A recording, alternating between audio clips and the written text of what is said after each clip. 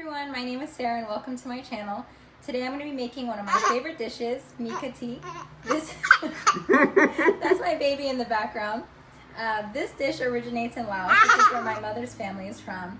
It's a super comforting and savory dish that I hope you'll enjoy as well. So let's get started. To make Mika tea, you're going to need about 3 cloves of garlic, 1 shallot, 6 to 8 kaffir lime leaves. These are a little bit bigger, so that's why I'm using 6, and I divided by 3 because 3 are going to go into the pot and 3 are going to go into the pan with the curry paste. This is galangal root. Usually I use the big part of the root, and I use about 2 inches of the root, but I'm at my last bit, so I'm using the last bit of root I have left. This is usually sold frozen in your local Asian markets, or 99 Ranch, whatever you have nearby you. That's where you can find all of these ingredients. And fresh or frozen, it doesn't matter. You can use either. You're gonna need chicken bouillon. You can use the powder kind if you want, but I prefer the taste and the quality of the better than bouillon. Red curry paste. Fermented soybean sauce. This is the brand that I use. I like the taste of this one. You're gonna need tamarind concentrate. Coconut milk, 1 can. This is 13.5 fluid ounces. This is traditionally made with pork, but I'm using chicken. I don't eat pork really anymore, and I also just prefer the taste of chicken. And then you're gonna need pho noodles, and there's definitely no shortage of noodles in this house. We get, you know, the big size, the big brand. And this is the brand that we get. You obviously don't have to buy this amount. They sell them in much smaller quantities. And then for the boiling water I have here, I've got 7 cups of boiling water. So we're gonna throw in these leaves and we're gonna throw in the root.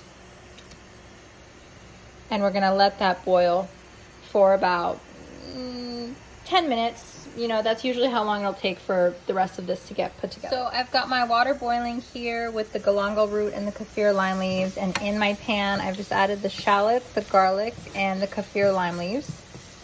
And I just want this to get a little soft.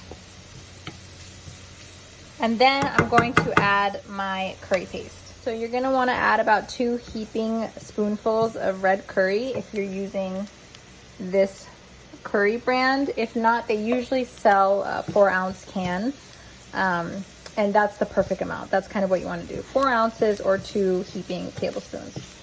And you're gonna want to saute it and just kind of, you know, let it get warm, let the spices kind of come out, mix it together. You're gonna want to really draw out the oil, so if you add a little bit of extra oil, that's okay.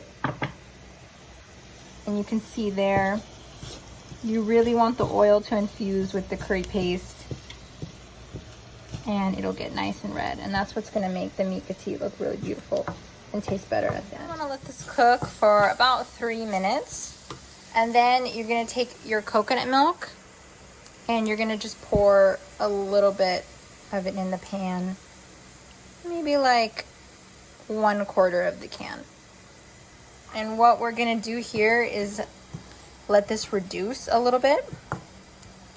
Let the fat from the coconut milk and the curry mix together. We're gonna let it reduce, and you can already see some of the oil coming out.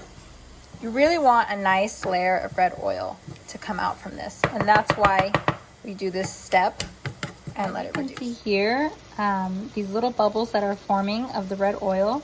In Lao, we say namna, and that basically translates to, you would say, like the face is coming up. The face of the curry is starting to appear, and that's what these little dots are, and that's what you want. To have a good curry, that's really the goal. You want these little pockets to come up, and all that red oil is gonna come out. For our better than bouillon, we're gonna do about 1 heaping tablespoon and add that to our broth. If you didn't know about this little trick, my dad taught me. You can take a thick rubber band and put it over any lid, and that'll really help you get open a jar if you're having trouble. A heaping tablespoon, and we're gonna add that to the broth and just mix that around. gonna let that melt. And this is starting to look really, really good. This is perfect. We're gonna add about a half tablespoon of this tamarind concentrate to the broth. If you end up adding too much of this, it could possibly ruin the entire curry because the flavor is so strong. So you really wanna be conservative and just add about half a tablespoon for this amount. This is 7 cups of water. It's going to be more because we're gonna be adding the curry and the rest of the coconut milk, but half a tablespoon of the tamarind concentrate. Looking perfect. All that red oil is coming to the top, so we're gonna add the rest of our coconut milk at this point. You really want to wait until the oil comes out before you add the rest of the coconut milk because you don't want to interfere with the process. So that looks great. I'm going to stir that around, and then when that's simmered for about 2 minutes, I'm going to add it to our broth. Now that this has been simmering for about 2 minutes, you can see it's bubbling and the namna, or the face of the curry, is looking beautiful. We're going to add this into our pot of broth.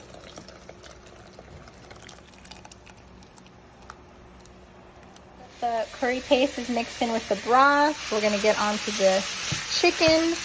I just put this chicken in the same pan. There's no need to waste another pan, and you want to get all the extra flavor in. So I put the chicken in here. Gonna let that cook. I'm just gonna season it a little bit with pepper and some salt and a little splash of fish sauce. This is the brand that I use, and I think this is the best brand. It's the Three Crabs brand, and it's really good quality fish sauce. So when the chicken is almost cooked, it doesn't have to be cooked all the way, you're gonna add your soybean sauce. And I'm going to be adding about 3.5 tablespoons. But for 1 pound of chicken, you're going to want to use 3.5 to 4 tablespoons of the soybean sauce. Now you're just going to want to mix up that soybean sauce with the chicken. Get everything coated. Kind of break everything down into small pieces because you want them to be, you know, a comfortable bite size when you add them to the broth. So the chicken doesn't have to be completely cooked before you add it into the broth because it is going to cook for another 15 to 20 minutes. So it will definitely be fully cooked once it boils in the broth for the remaining amount of time. So you just want to add the chicken. And I'm going to add about 2 tablespoons of sugar to the broth. Now that I've added the meat, I'm going to cover it and I'm going to let it simmer on low to medium heat for about 20 minutes. While the mikati is boiling for about 20 minutes, in the meantime, you can prep your pho noodles and your veggies. So I've already prepped my noodles, as you can see here, and I just put a little green onion and cilantro on top. And for veggies, I've got cilantro, lettuce, sliced cucumber. Usually we also add banana blossom and bean sprouts, but this is what I have today. For the noodles, I went ahead and cooked them off camera just because whatever brand you buy, the directions are going to be a little different.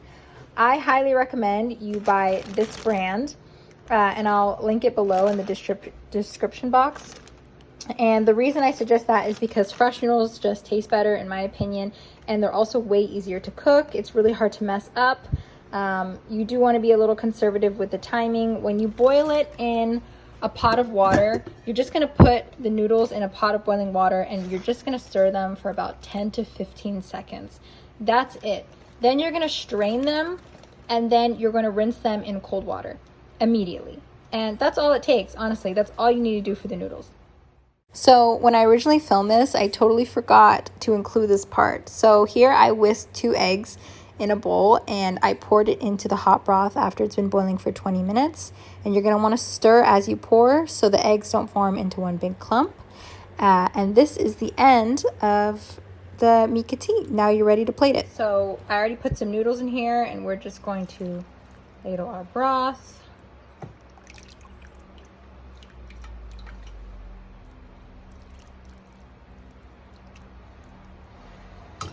Let's get some of that oil. That's what makes it pretty.